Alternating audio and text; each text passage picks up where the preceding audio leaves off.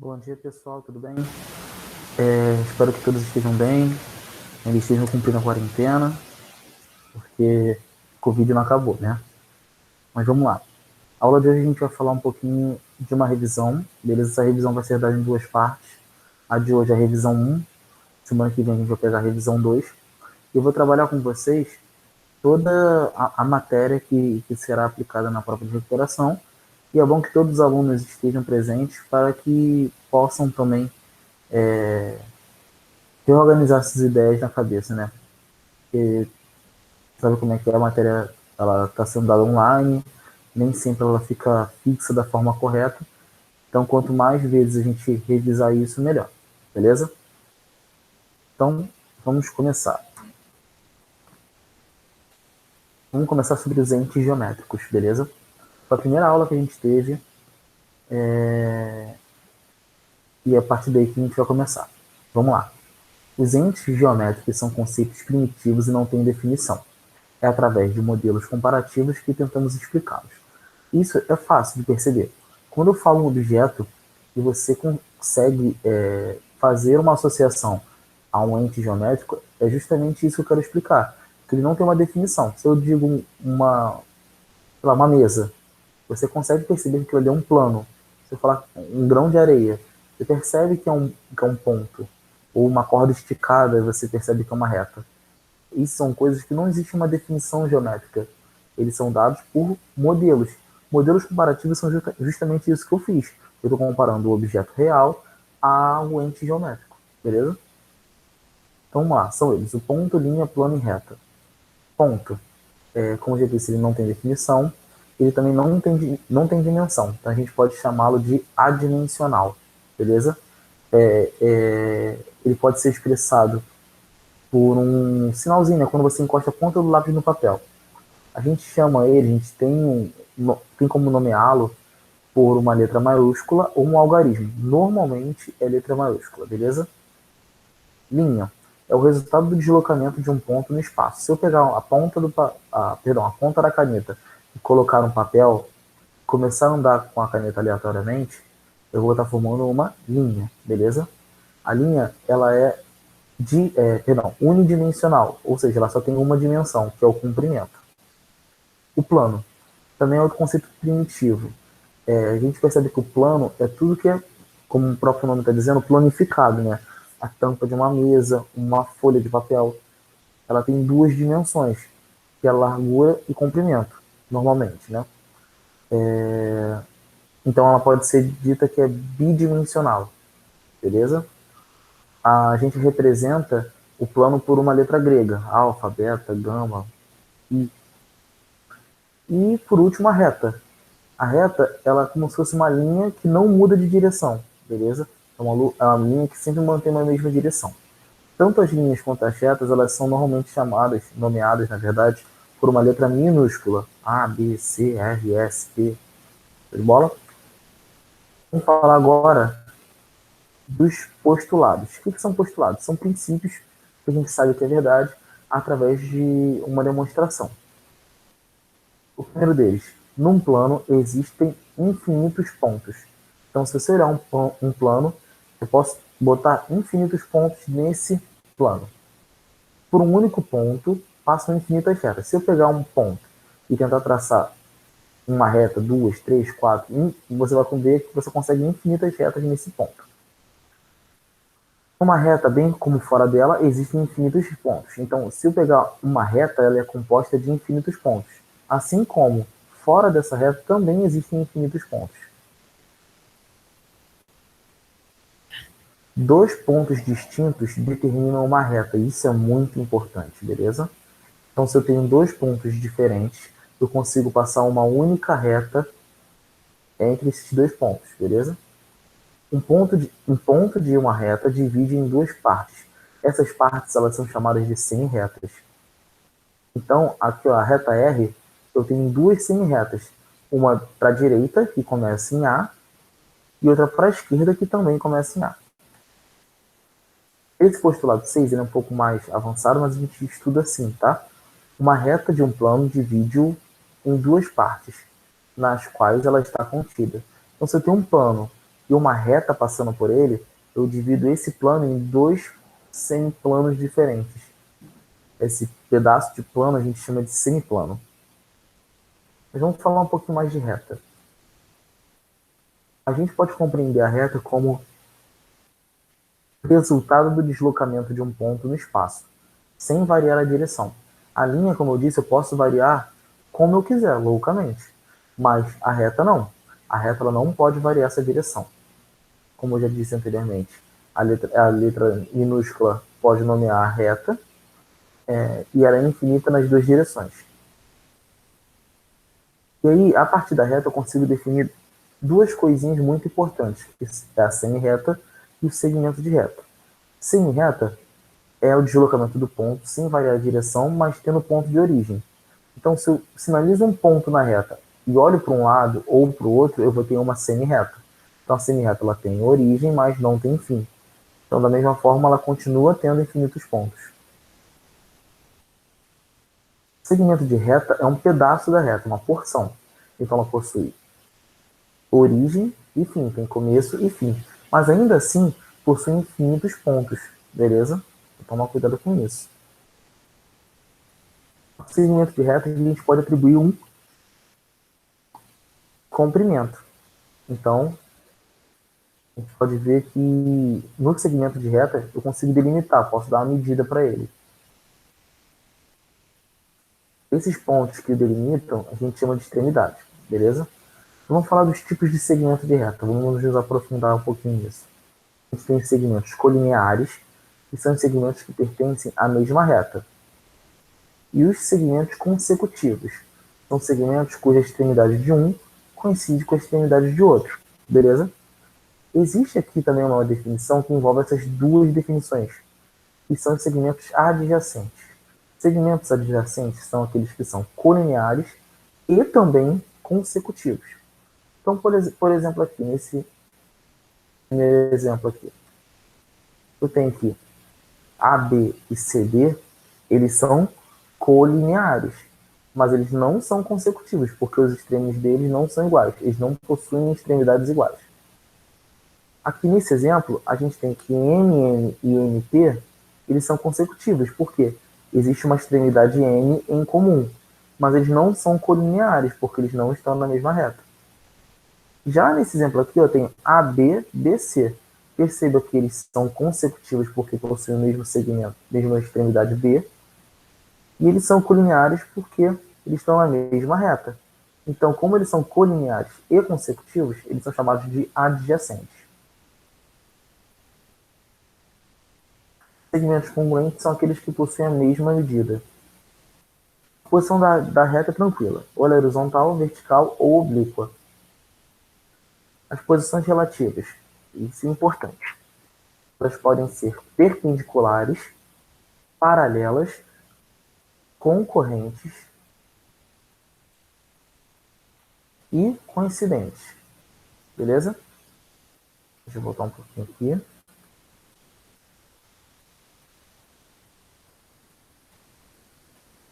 Perpendiculares são retas que se cruzam formando um ângulo reto, ou seja, igual a 90 graus. Então eles formam um L. As retas perpendiculares são duas retas que nesse cruzamento, entre elas, formam um ângulo de 90 graus. Paralelas são retas entre si que conservam entre si a mesma distância, ou seja, não possuem nenhum ponto em comum. Não existe uma interseção entre elas. Concorrentes são duas retas que se cruzam. E a esse ponto de cruzamento a gente chama de ponto de interseção ou ponto de concorrência. Beleza? E coincidentes são aquelas retas que estão exatamente uma em cima da outra. Elas estão na mesma posição, no mesmo lugar do espaço geométrico, beleza? Então, ó, nas coincidentes, a gente pode falar que todos os pontos eles têm uma interseção. Possui todos os pontos em comum. As concorrentes possuem um único ponto em comum. E as paralelas não possuem nenhum ponto em comum. Além do mais, ainda existem as coplanares, que são aquelas que estão no mesmo plano. E sobre entes geométricos é isso, beleza? Vamos falar agora sobre os instrumentos de desenho geométrico. A régua, barra de esquadro, compasso e transferidor. Vamos lá. Régua. Régua só serve para medir se for expressamente dito no enunciado. A régua em si ela serve para fazer retas, beleza? Barra de esquadros. Eles são utilizados para traçar retas perpendiculares e retas paralelas. Além do mais, ele pode traçar alguns ângulos. Ele pode traçar os ângulos de 15, 30, 45, 60, 75 e 90 graus. O compasso. O compasso é o seu melhor amigo no desenho geométrico. Ele pode traçar circunferências, arcos de circunferência e transportar medidas. Isso vai trazer praticamente uma infinidade de funções para o compasso. E os transferidores servem para medir e construir ângulos.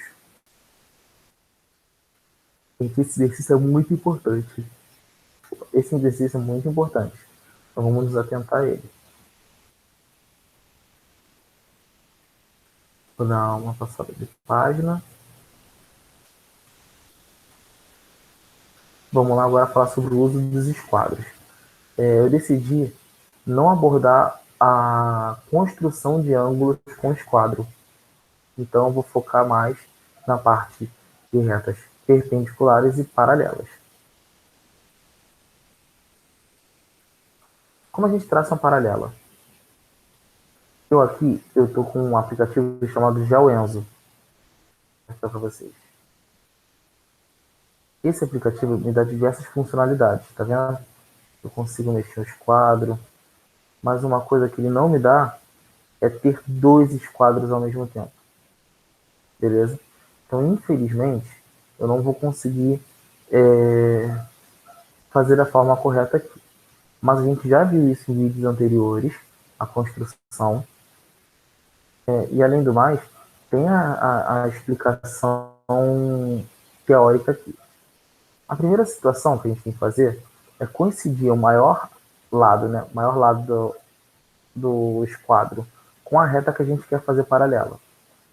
Depois eu vou colocar a maior parte, né, o maior lado do outro esquadro nessa parte do esquadro que já estava posicionado. E em seguida eu vou arrastar o esquadro que já estava fixo. Perdão, o esquadro que já estava posto. E fixar esse novo. Então vamos lá. Coincidir a reta com o maior lado desse esquadro. Segundo, eu vou colocar esse esquadro aqui de tal forma que o maior lado dele encoste em uma dessas arestas do esquadro. E vou fixar esse esquadro. E esse aqui vai se tornar móvel. E eu posso mexer ele para onde eu quiser. E eu vou traçar retas paralelas. No caso das perpendiculares, perceba que a gente vai fazer praticamente a mesma coisa. Só que esse móvel aqui, em vez de simplesmente mover, eu vou girar. Quando eu girar, nesse sentido, eu vou poder traçar retas perpendiculares com o mesmo sentido de correr o espaço, o esquadro.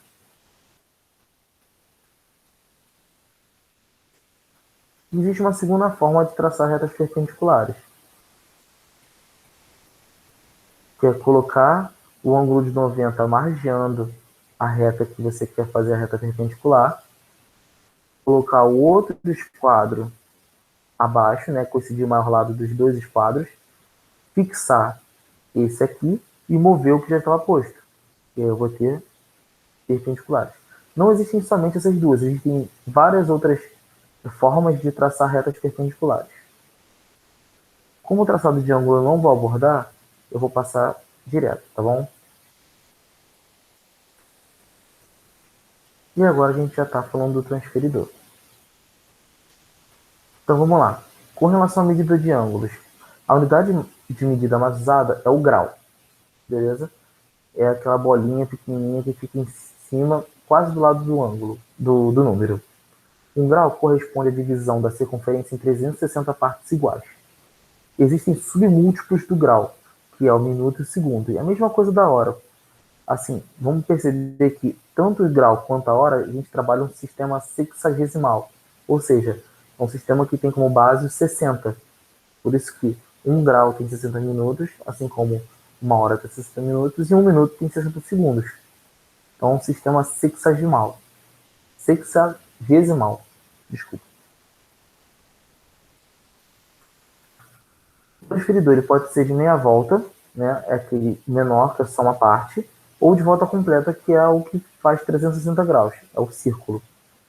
Ele tem 3 elementos, que é a graduação, a linha de fé e o centro. Vou mostrar aqui para vocês cada um deles. O centro ele é o ponto central, né? A linha de fé é a linha que faz a ligação entre o 0 grau e o 180 graus. E o limbo é a parte que te dá a medida, né? A graduação. Existe aqui um passo a passo de como construir e medir um ângulo. Vocês podem seguir esse passo a passo. Eu vou tentar mostrar para vocês no GeoEnzo como é que ficaria. Vamos lá.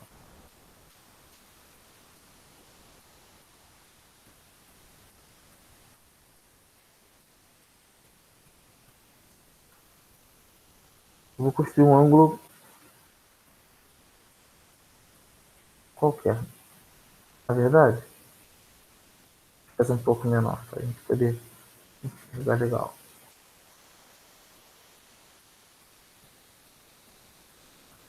Beleza.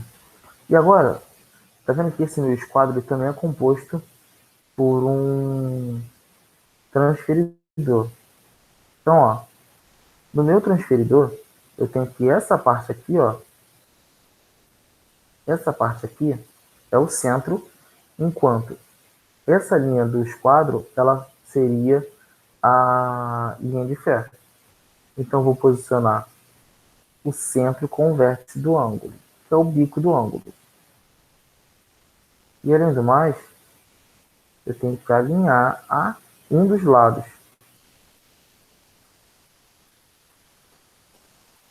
Ó, quase lá. Pronto.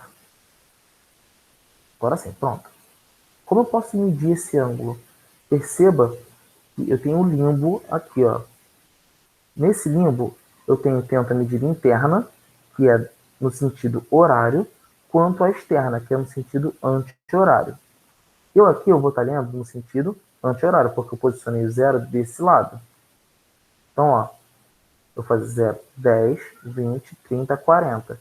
E ficou exatamente, se você for perceber aqui, ó, tem 1, 2, 3, 4, um pouquinho acima de 5. Então aqui eu tenho aproximadamente 45 graus, porque depois do 40 eu andei mais 5 graus. Então, 45 graus. É assim que eu faço a construção. Perdão, a medição. Caso eu quisesse construir, como é que eu faria? Vamos lá. A construção. A gente vai trabalhar desta forma. Faço uma reta suporte, sempre. Depois, venho com o meu transferidor.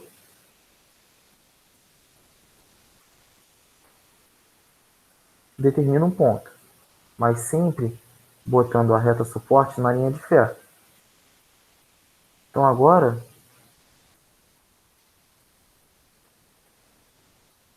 eu tenho que esse ponto aqui, ó,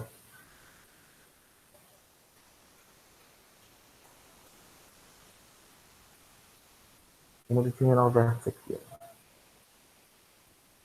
Pronto.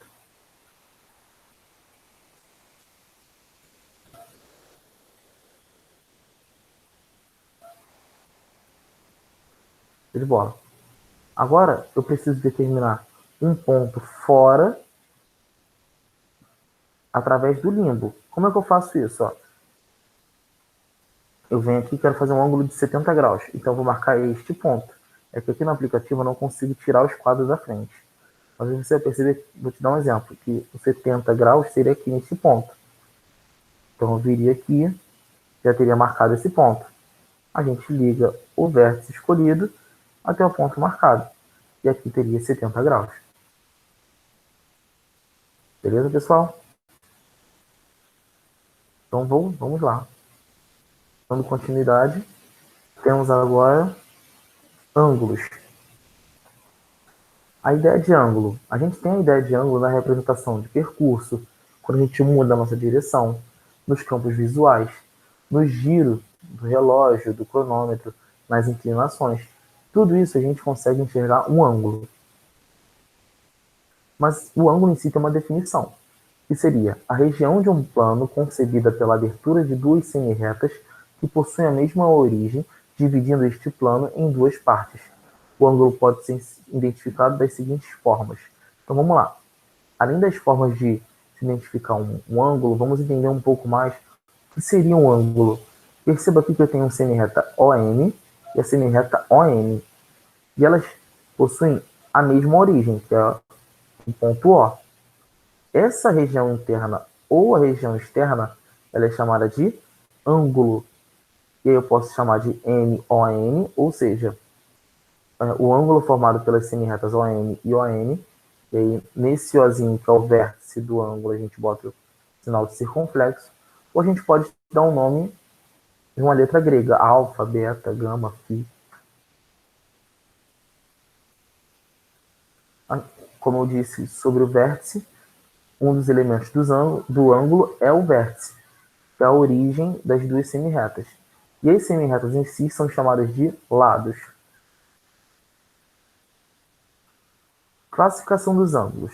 O ângulo pode ser nulo, quando ele for zero, agudo, quando ele está entre 0 e 90, reto, quando ele é exatamente 90, obtuso, entre 90 e 180, raso, que é exatamente 180, nesse caso a gente também pode chamar de meia volta, côncavo, entre 180 e 360, e o ângulo de giro completo ou de uma volta, que mede exatamente 360 graus.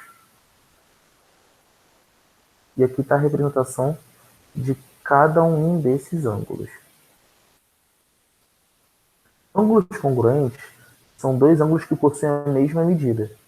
Então, se um ângulo mede 70 graus, por exemplo, e o outro também mede 70 graus, eles são congruentes. E a notação dele é esse igualzinho com sinal de tio em cima. Agora, existe a posição relativa entre dois ângulos. Isso é mega importante. Dois ângulos são consecutivos quando possuem o mesmo vértice e um lado em comum. Então, vamos lá. AOB e BOC, nesse exemplo aqui, eles são consecutivos? São. Porque AOB, BOC. Eu tenho o vértice O e o lado OB em comum. AOB e AOC. AOB, AOC. Sim, eu tenho o vértice O e o segmento OA, a semi-reta OA, em comum. E por último, AOC e BOC. AOC, BOC. Sim, eu tenho a semi-reta OC e o vértice O em comum.